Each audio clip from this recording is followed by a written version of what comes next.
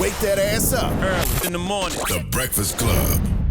Morning, everybody. It's DJ Envy, Angela Yee, Charlamagne the Guy. We are The Breakfast Club. We got a special guest in the building. The mayor of Atlantic City. Yes, sir. Mayor Marty Small. Welcome, sir. What's up, Envy? Charlamagne the Guy, to the listening audience around the country.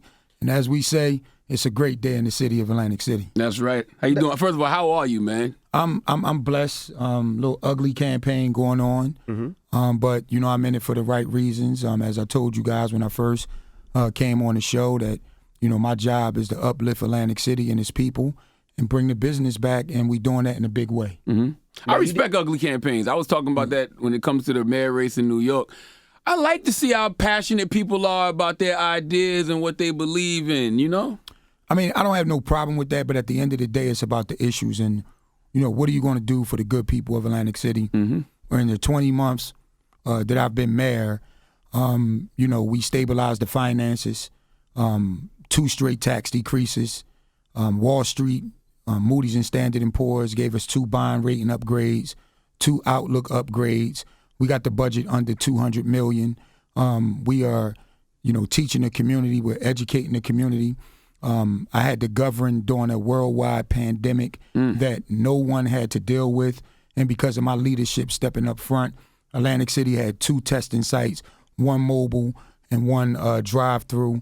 And my response has led to the numbers in Atlantic City, considering it's a worldwide destination, to be extremely low, considering I made the brave decision to keep the beach and boardwalk open when others around us closed it, and that kept people bullish on the great city of Atlantic City. We fed 3,780 senior citizens 2 hot meals per week because all of the data showed that the senior population were the most susceptible.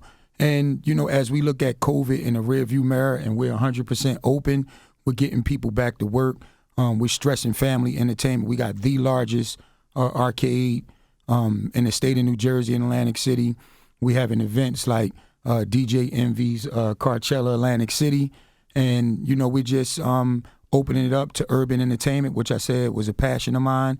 And, you know, we're getting through this together, and Atlantic City is stronger for it. As I often stated, tough times don't last, tough people do. That's right. Now, you became mayor when the previous mayor was pleading guilty to wire fraud. Yes. So this has been a short term for you. Yes, but so now this is the one where you go for 4 years.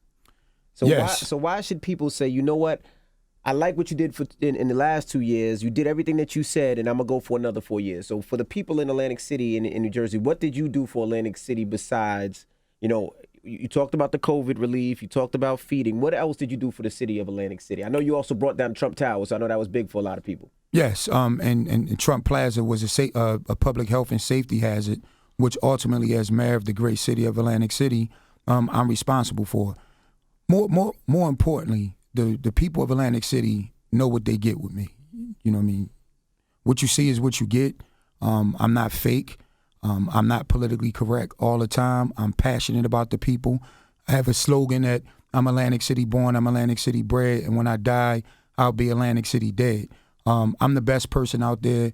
One of the mayor's #1 job is to be the promoter and ambassador of Atlantic City, and no one does that better than me. And I've done that before I was mayor, from for school board to city council to the council president, and now mayor. I want the people to understand this. No matter what city you go to, I've been elected by the people of Atlantic City for 19 consecutive years. So I'm doing something right, from a school board member, city council, and now ultimately the mayor. Like I said, they know me. My performance as mayor under the circumstances, dealing with a worldwide pandemic, I've been a champion for the people. We lowered your taxes. We've had a tax decrease in 2021 despite losing $80 million in a rateable base and creatively finding a way to increase services while decreasing spending. So that's fiscal. People want you to protect their pocketbook, and I've done that for the people of Atlantic City. You're talking about services. Under my administration, we have the first Small Business Academy, which you were a guest speaker on, where we're teaching the community. Coming out of the pandemic, one thing it taught us is to search for pandemic-proof businesses. Look at Amazon CEO who became a trillionaire, during the pandemic. So we're going to have a trucking school for the citizens to get their CDLs, and we're going to pay for it. And we're going to send them to training so they can start a career. The Small Business Academy, where we about to graduate 60 Atlantic City residents. Kudos to Bruce Weeks, my constituent service director. We're going to teach the community how to invest in the stocks and bonds, and we're going to have cohorts for them, beginner, advanced, and then we're going to get into REIT a little bit. And at the same time, while we're teaching the community how to invest, we're going to look out for the children. For the first time in the history of Atlantic City, from the city, you have an anti-violence program called One Neighborhood Evolution. So we're putting our money where our mouth is. We also, with this being Pride Month, we have hired the first LGBTQ program coordinator for the city of Atlantic City to be a voice and to be a liaison between my administration and that community. So we've done a lot of things. Also taking care of our seniors and youth. We had the first Asian Consulate Day the other day at the Atlantic City Convention Center. We have a multicultural office under my watch, and we have a senior services program under my watch, and a revamped new division of youth, recreation, senior, and multicultural affairs. And I've been delivering for the children in Atlantic City, like I said, long before I was mayor or an elected official. And the people know what they get. They know that I'm going to take a stand, just like I remember when I came on here back in January 2020, and I explained to you guys about how the billionaires from North Jersey were coming in here to try to take over and have someone that is not elected by the people run Atlantic City. I led that charge, and we won 80% of the vote. And I'm in a historic situation due to the fact of New Jersey laws. When the mayor went out, it would have been easy just to say, serve the final 2 years or so of his term. But under Title 40, it doesn't go that way. I had to be the interim. Then I had to be picked by the city's Democratic Committee. Then I had to be voted on by City Council. Then the interim title was removed.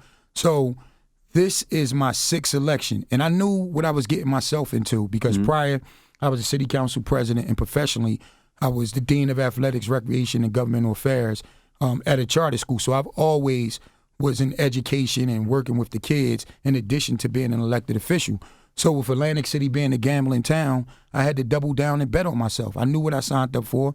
So the first election we had to win was the change of government election. We won that 80% of the vote. Last July was the Democratic primary. I won that 65% of the vote. Last November was the general election. I won that 70% of the vote.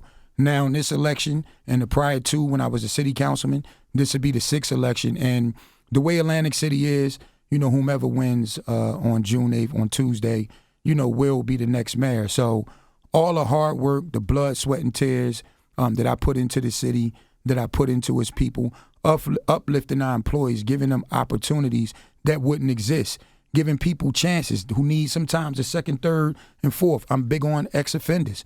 And, everyone is welcome in my administration. No idea goes, away. And that's why the people should dream big and vote small on Tuesday. I wanted to ask you, man, as a black man in a leadership role, do you feel a sense of obligation to not only look out for black people, but all minorities? Yes. It's particularly important that we look out for all minorities. Now, as the mayor of the great city of Atlantic City, I'm responsible for everyone. But sometimes minorities are overlooked for whatever reason. You see people with criminal records.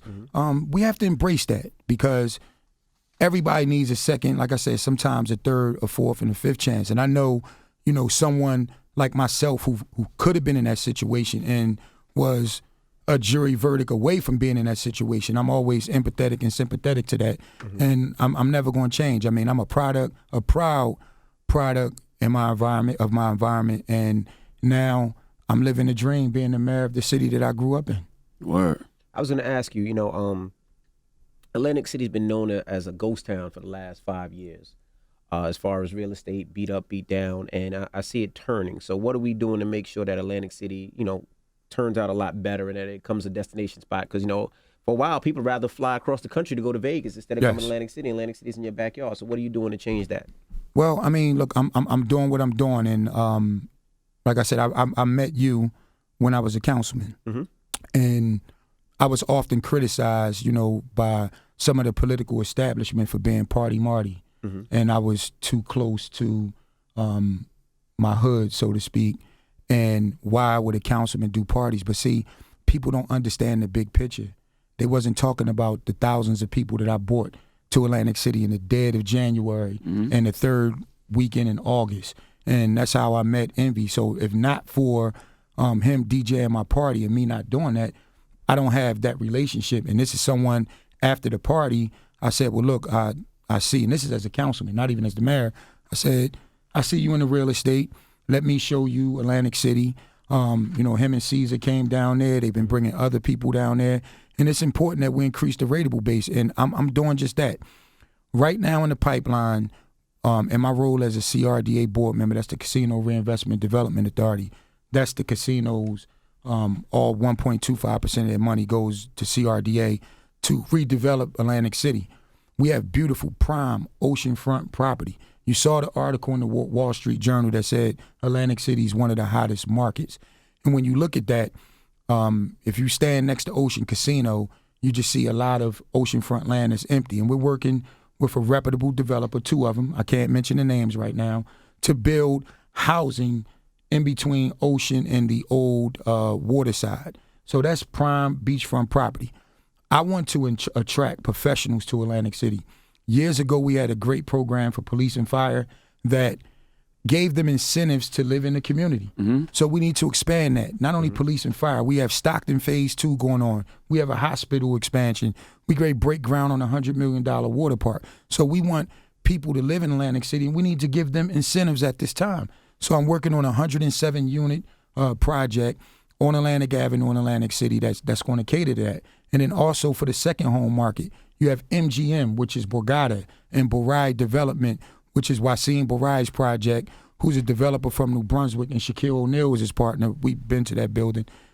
They had 252 units that are almost sold out. So they're working on that project in the Marina District next to Golden Nugget for the second home market.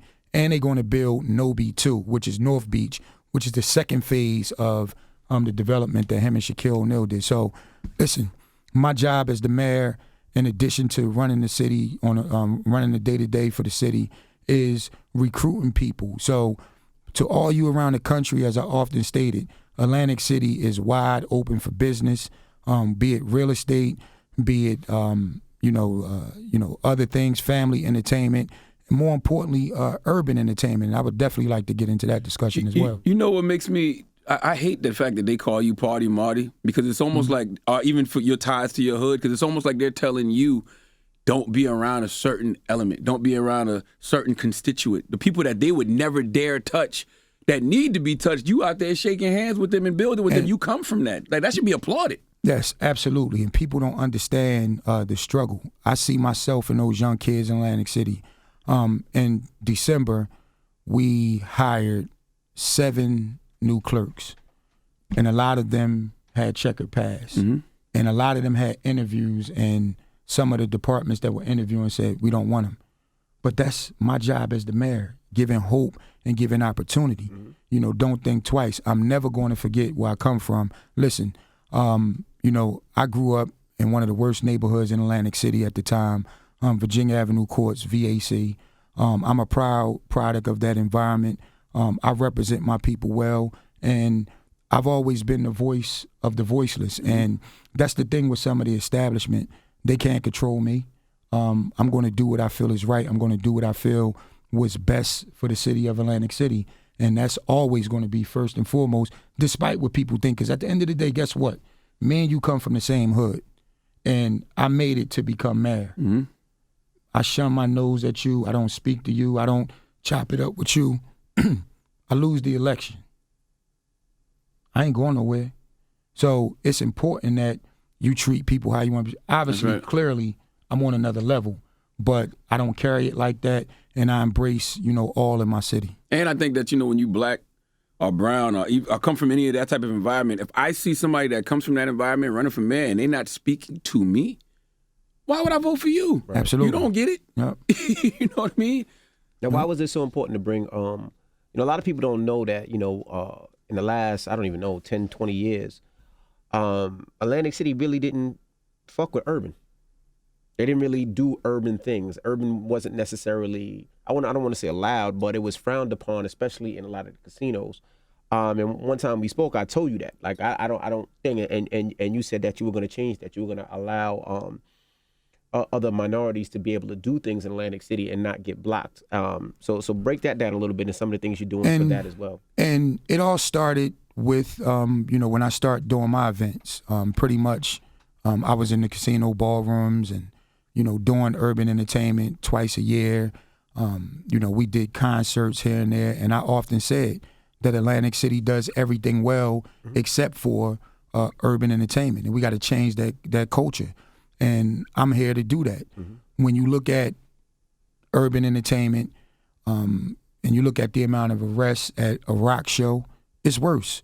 But they don't talk about that. They want to talk about the fights that goes on at a hip hop or R&B show and or party. And I always said that Atlantic City is within a 4-hour drive of all these urban centers. We were in a 4-hour drive of half of the country.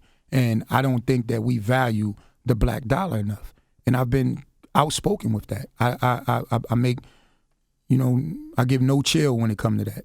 But looking at what we're doing now, getting someone like yourself, and I convinced them to bring the car show to Atlantic City, to bring it to Beta Field, to make it a weekend. Also, Alice Gitwine of AG Entertainment flew in to see me. And he said, damn, I thought Atlantic City was dead. I did not know you had the venues that you have and the potential. And I wish that I had the news to break officially, but AG Entertainment is going to be extremely active here in the great city of Atlantic City. When you talk about someone like Lenny S. of Rock Nation, we had something on the books for this 4th of July, but due to COVID, we couldn't execute it. So we're talking to all the promoters around the country. I'm, leveraging my relationships from when I was in the entertainment industry, and I'm selling them on Atlantic City. And I'm getting people like CRDA to buy in because now more than ever, coming out of the pandemic, we need it. We're talking with Rashawn McDonald, Charlie Mack, Vance DeBose and them about bringing America's Soul Star. We talked to Stephen A. Smith about bringing First Take and the likes like that. So I'm actively engaged out there. To all y'all promoters across the country, reach out because it's a new day and it's a great day here in the city of Atlantic City. Yeah, you talked me into bringing the car show out there. Usually we do the car show up here, and you kept calling me, and I went down there and I seen the space, and this is the first outdoor car show that I'm gonna do. Of course, that was the reason we came up with the name of Carchella, based off of Atlantic City. So I'm excited to do it there, and I'm excited to see everybody out there in Atlantic City. Now, you were under attack recently. It was all a paper about something that happened in your home, allegedly. Let's talk about it. All right, so first of all, I'm not going to give the individual that made the accusation any credibility because he's an FBI wire-wearing snitch. Let's start with that. So zero credibility. My wife's cousin, stayed with us in college and, a couple years after, and then he moved out. There was an allegation of child pornography, which he pleaded guilty for with the FBI. Now, the reason I'm saying the FBI, this is important. They tried to use it as a smear tactic in the school board campaign when the case was already settled because certain school board members wanted my support and they didn't get my support. And then lo and behold, something came out. After that, they started using it in the mayor's campaign. Now, the FBI is the most thorough agency in the world. And I'm the city council president at the time, and I'm the mayor now. Don't you think if there was a sniff of something, quote, happening in my home and or my wife and I were involved, that wouldn't at least been in the report? And why didn't the FBI come talk to us? The bottom line is this. The truth will come out. We sued the individual, the FBI wire-wearing snitch. We sued him because of the statements that he made that someone was brutally raped in my home. Again, child pornography is bad, but he wasn't accused of molestation. So where did the term rape come from? Wow. So during the campaign, he made up a term called the child molester protector. And, there was an altercation. I mean, I'm not going to fight no one unless, I'll be getting the donkey of the day by Charlamagne for fighting someone. Depends on what caused you to lay hands. Sometimes laying hands is necessary. I might give donkey of the day to your people. Like, why y'all letting Marty get his hands dirty? Yeah, but that's a serious situation, and to accuse someone. And then my history of children, my wife, she has a doctorate. This is her license. She has a doctorate. She's the principal of Atlantic City High School. A real doctorate. The only high school in Atlantic City. And my history, forget the politician, I'm Mr. Marty to the community. Precious Jews and All Sports Day Camp, the Boys and Girls Club that I ran for 4 years. That's right. Working in the school system for 11 years and 1 year there. And to have that, being said. But the thing about it, the people of Atlantic City know who I am. My wife did the right thing. And the thing about it is my wife reported her own cousin. Nothing about sexual innuendos or anything. She was just saying that she thought the relationship was inappropriate, that he was spending time with the kid off school hours with the parents' permission, might I add, and that's documented as well. So that's not protected. The school board solicitor said my wife followed all the rules. DIFAS, which is now DCPMP, state agency in New Jersey, the Atlantic County Prosecutor's Office said that they found no wrongdoing of anything, and any parent can give their child permission to sleep in the bed with another adult. So it's silly season. It's political season. Listen, there's some bad people that's trying to take over Atlantic City, and we can't allow that as a people. And at the end of the day, I'm always going to stand strong. And this is the quote that I live by, and it's by the late, great Dr. Martin Luther King. It's the ultimate measure of a man is not where he stands at moments of comfort and convenience, but where he stands at times of challenge and controversy. I'm a stand-up guy. I'm a man's man, and Marty Small is always going to stand tall. Bishop Jakes gave a sermon this past Sunday, and he said that with great contribution comes great controversy. He said there's nobody on in the history of Earth who's been a great contributor who didn't have great controversy. Yes. Listen, I'm built for this, and my heart's in it for the right reason. As I stated, just some of the things that I talked about under my leadership has been a first. And as I often say, hashtag, we just getting started. These 4 years are extremely important with the amount of development, with the amount of projects, with the amount of hope that we have here in the great city of Atlantic City. When I said I was going to tear Trump Plaza down, you should have seen the death threats I got to the office of I was playing politics. At the end of the day, I rely on my experts. My construction official said that it's an imminent health and public safety hazard. My very first State of the City address, January 16, 2020, Caesars in the Palladium Ballroom, I said, my administration's goal is to tear this building down by the end of the year. People said, oh, every mayor said that. People in the state said that. Nice gesture, but it's not going to happen. But 13 months and a day later, it came crumbling down. And if you see the opportunity, the open land, that's Center City oceanfront, don't become available often.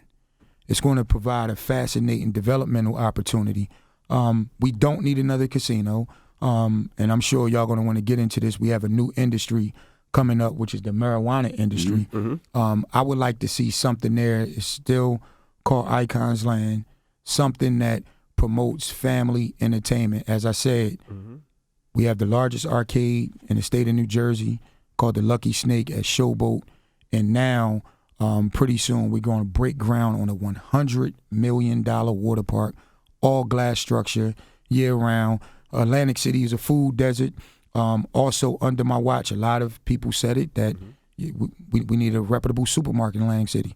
I'm proud to announce to the Breakfast Club that ShopRite is coming to Atlantic City, and we should break ground in the fall. Wow. So things are looking on and up. Well, we appreciate you for joining us. And the election is what, Tuesday? Yes, the election is Tuesday, June 8th. It's a lot at stake. A lot of business people. As I said, there's a new industry coming. We're waiting for the state of New Jersey to get out their way with the Cannabis Commission. I want to give kudos to my aide, Keshawn Cash McKinley, who has put an Atlantic City Cannabis Commission together. And I know I talked about urban entertainment, and I guess, marijuana is one and the same. People like Snoop Dogg reached out. Mm-hmm. If I'm not mayor, is Snoop Dogg calling the mayor of Atlantic City? No. You got Jeezy reaching out to do business. So, business is going to be urban friendly, and not just urban friendly, everyone friendly. But Atlantic City's problems are big, but the solution has always been small, and that's me, Mayor Small. I want the residents to know, listen, people can say what they want. They can say little cute campaign points and a bullet, but when you have an 84-page plan and you sit there in front of the lieutenant governor and talk for 2 hours and 20 minutes about every nook and cranny of Atlantic City, that's to be respected. And all of the plans that we're talking about is still in motion. So a small plan does make a big difference. And my administration is what all Atlantic City's hopes and dreams are made of. All right. So I'm encouraging everyone on Tuesday, June 8th, to dream big, vote small, re-elect Mayor Marty Small. I'm in column B with Governor Phil Murphy. I was endorsed by Phil Murphy. I was endorsed by Cory Booker. And listen, these are the real people that know what's going on and how important the future of Atlantic City. Not my opponent, because I'm running against a Trumper, and it's important. He brings nothing to the table. I won't even dignify it by saying his name. So it's Donald Trump and an FBI wire ran rat versus Mayor Marty Small Sr., and I'm asking everyone, we're in column B, to also vote for Stephanie Marshall, Bruce Weeks, and George Tibbet, City Council President, for my council slate. It's the team small ticket. Is there any early voting available? No. Well, okay. New Jersey, interestingly, started early voting, but it's not going to be until the general. About 4,000 mail-in ballots were out, and, all of them won't be returned, but that's how people can vote early. But it's supposed to be like 80 degrees. So one of the commercials that my guy made, Lucky, a national radio voice, he said that, he want people standing in line like you stood in line at his parties or in the Jordan line on Saturdays, and we're going to stand in line for Marty. So it's going to be 80 degrees. So, hey, Atlantic City, let's have a party with a purpose. Have a party at the polls. Let's stomp them polls. Word. Right. Well, it's Marty Small. Make sure you get out there and vote on Tuesday. And we appreciate you for joining us, brother. Yes, sir. No problem, man. Thanks for the opportunity. It's The Breakfast Club. Good morning.